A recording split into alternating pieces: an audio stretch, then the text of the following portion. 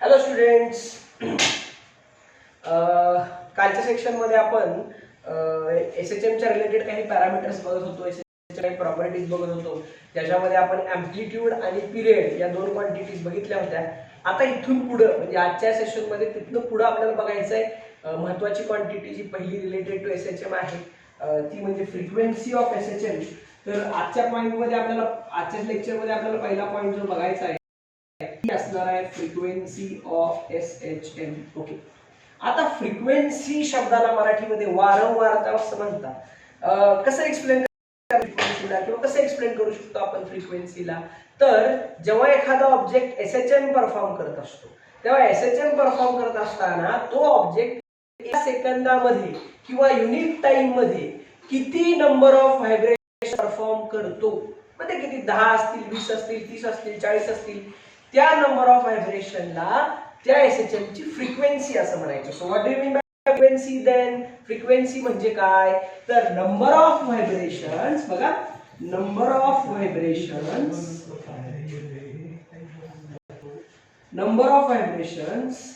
Performed by object or particle performing SHM in unit time.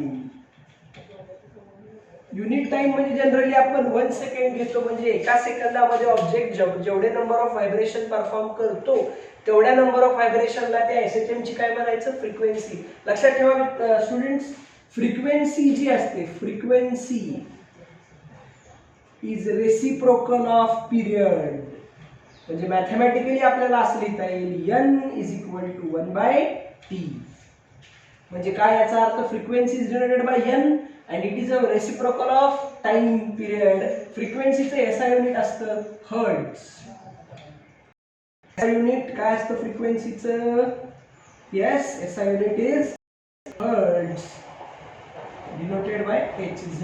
बऱ्याचदा frequency जी असते ही RPS म्हणजे किंवा VP, RPS म्हणजे रिव्होल्यूशन पर सेकंड, VPS म्हणजे व्हायब्रेशन्स पर सेकंड, याच्यामध्ये पण दिली जाते. जनरली वापरलं जाणारं जे फ्रिक्वेन्सीचं युनिट आहे ते काय? हर्ट्ज. सो फ्रिक्वेन्सीचा कन्सेप्ट सगळ्यांना समजला. फ्रिक्वेन्सी काय असते तर युनिट मध्ये म्हणजे जनरली एका सेकंदामध्ये तुमचा जो ऑब्जेक्ट आहे, जो पार्टिकल आहे, जो SHM परफॉर्म करतोय तो किती व्हायब्रेशन्स परफॉर्म करतो, त्या नंबर ऑफ व्हायब्रेशन्सला त्या SHM ची फ्रिक्वेन्सी असं म्हणतात. आणखी महत्त्वाची गोष्ट काय सांगितली मी तुम्हाला? Frequency is reciprocal of time period. Okay, so after this frequency study केल्यानंतर, फ्रिक्वेन्सी शिकल्यानंतर पुढची प्रॉपर्टी किंवा पुढची quantity which is related to SHM असते ती म्हणजे फेज ऑफ SHM. पुढचा पार्ट कुठला बघायचा? पुढचा पॉइंट कुठला बघायचा आपल्याला? Phase of SHM.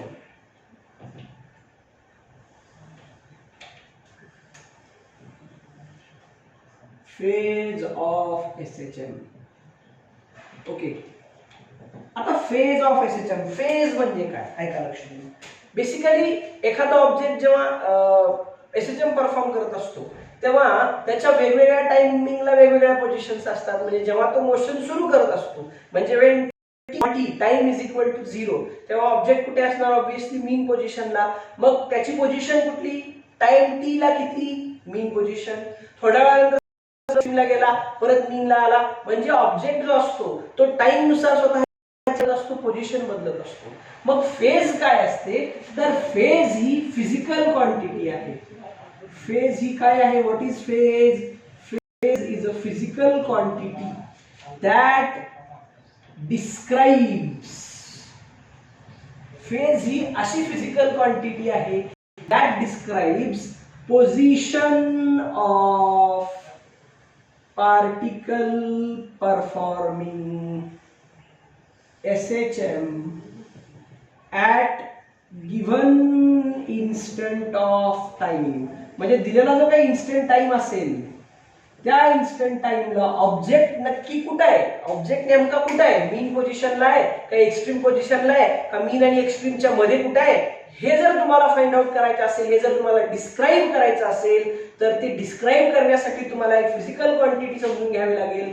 ती फिजिकल क्वांटिटी कुठली असते तर तुमची फेज म्हणजे phase of SHM is that physical quantity किंवा फेज ऑफ एसएचएम ही फिजिकल क्वांटिटी आहे म्हणजे आपण ती मोजू शकतो जी काय डिस्क्राइब करते आपल्याला पार्टिकलची पोझिशन म्हणजे पार्टिकल दिलेल्या इन्स्टंट ऑफ टाइमला नेमका कुठे आहे नक्की कुठे आहे हे सांगणारी फिजिकल क्वांटिटी म्हणजे काय तर फेज नेमकी कोण काय कशाला फेज म्हणायचं बघा जनरली आपल्याकडे एसएचएम चं इक्वेशन असतं डिस्प्लेसमेंटचं काय असतं बघा डिस्प्लेसमेंट ऑफ एसएचएम चं इक्वेशन डिस्प्लेसमेंट ऑफ एसएचएम चं इक्वेशन जे काय असतं आपलं काय इक्वेशन असतं x is equal to a sin omega t plus बरोबर हे इक्वेशन आपण डिस्प्लेसमेंटचं ऑलरेडी काढलेलं आहे ह्याला तुम्ही जनरल इक्वेशन ऑफ एसएचएम पण म्हणू शकता या इक्वेशन मध्ये ही जी ब्रॅकेट मधली क्वांटिटी आहे ओमेगा टी प्लस फाय बघा ही जी ब्रॅकेट मधली जी टर्म आहे कुठली ओमेगा टी प्लस फाय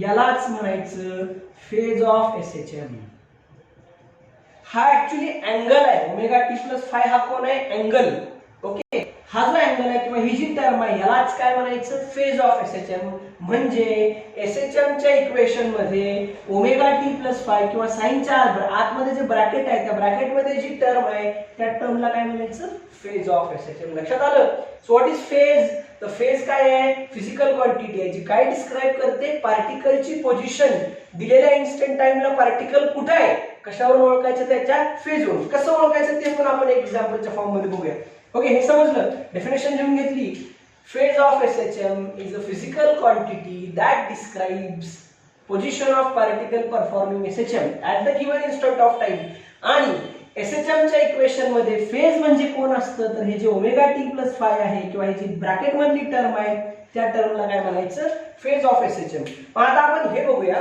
की फेज पार्टिकलची पोझिशन कशी डिस्क्राइब करते ते थोडक्यात बघूया ओके ओके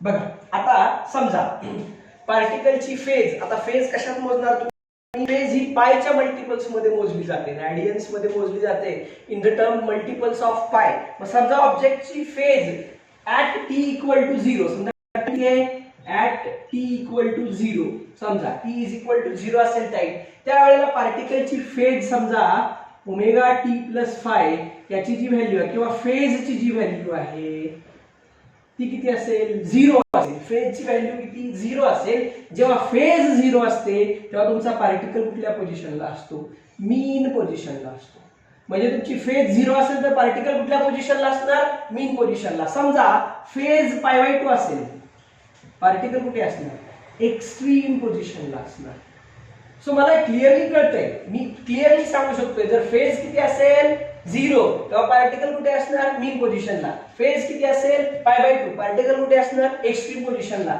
समजा फेज मी केली पाय तेव्हा ऑब्जेक्ट कुठे आला मीन पोझिशनला समजा फेज असेल 3π/2 तेव्हा ऑब्जेक्ट कुठे असेल एक्स्ट्रीम पोझिशनला असणार समजा फेज 2π असेल तर ऑब्जेक्ट कुठे असणार मीन पोझिशनला म्हणजे बघा मी ह्या व्हॅल्यूज कुणाच्या आहेत या फेजच्या व्हॅल्यूज आहेत किती 0 π/2 पाय 3π/2 2π या व्हॅल्यूवरून मी आयडेंटिफाय केले ऑब्जेक्ट कुठे आहे मीन पोझिशनला एक्स्ट्रीम पोझिशनला नेमका ऑब्जेक्ट कुठे आहे कशावर ठरवलं आपण फेजच्या व्हॅल्यू असं एक सिम्प्लिफाय जर आपण लिहायचं म्हटलं तर असं लिहिता येईल जेव्हा फेज तुमची थोडक्यात असं लिहिता येईल बघा आपल्याला जर phase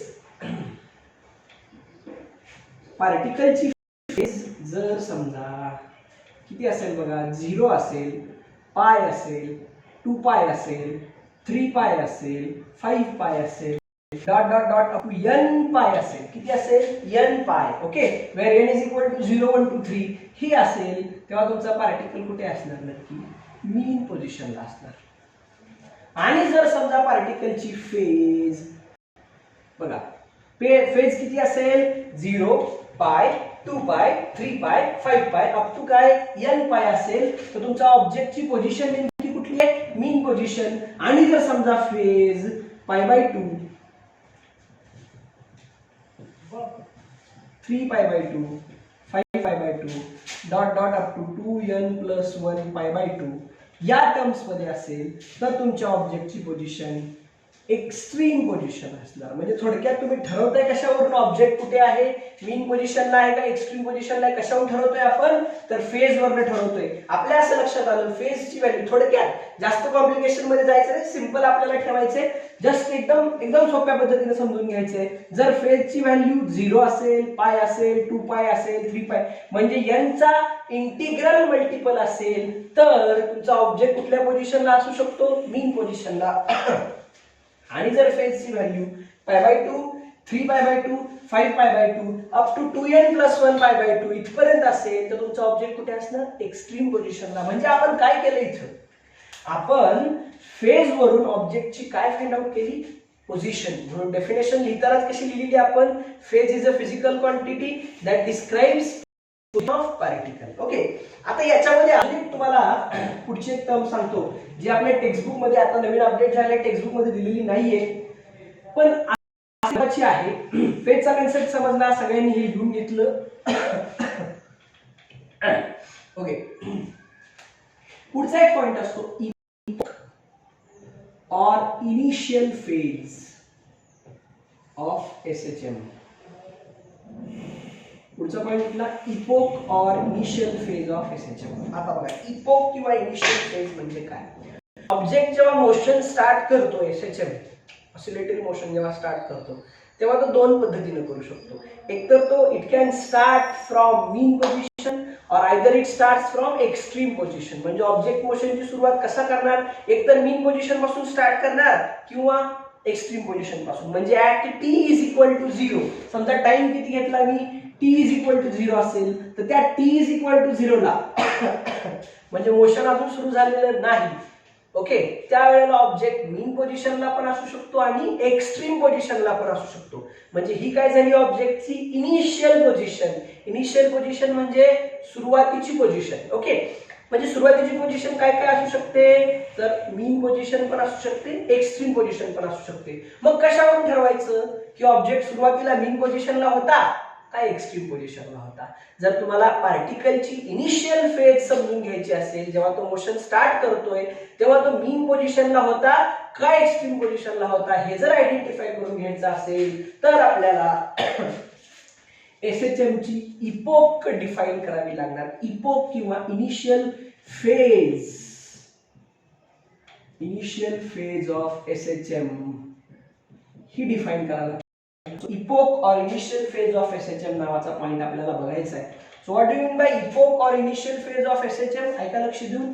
it is also a physical quantity. Epoch is also what, physical quantity. Epoch is also a physical quantity that describes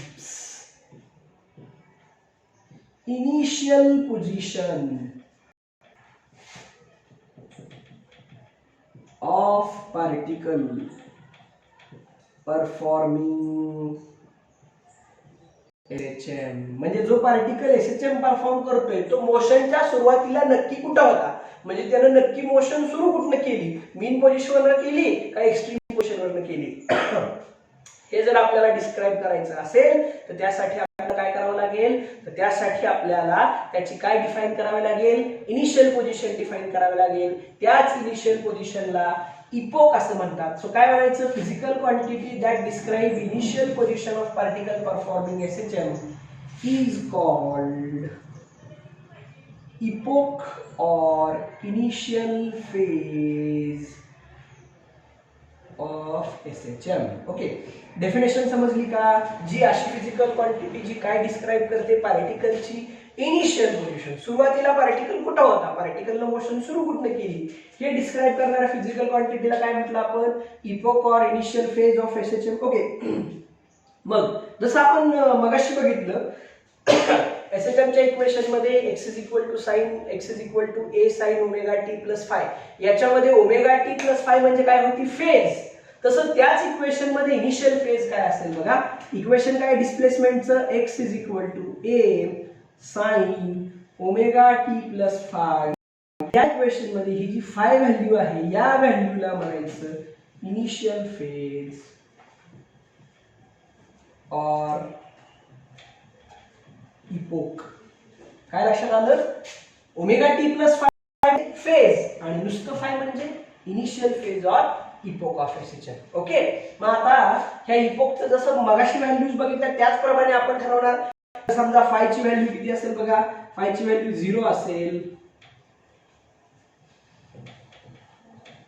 फायची value किती असेल इथे लिहितो मी. फायची व्हॅल्यू किती असेल, 0 असेल, पाय असेल, 2 पाय असेल, अप टू n पाय असेल. तर पार्टिकलची इनिशियल पोझिशन कुठली, तर मीन पोझिशन. आणि जर समजा फायची व्हॅल्यू किती असेल, π/2 असेल, 3π/2 असेल, 5π/2 असेल, अप टू 2n + 1π/2 असेल. पार्टिकलची इनिशियल पोझिशन कुठली, एक्स्ट्रीम पोझिशन.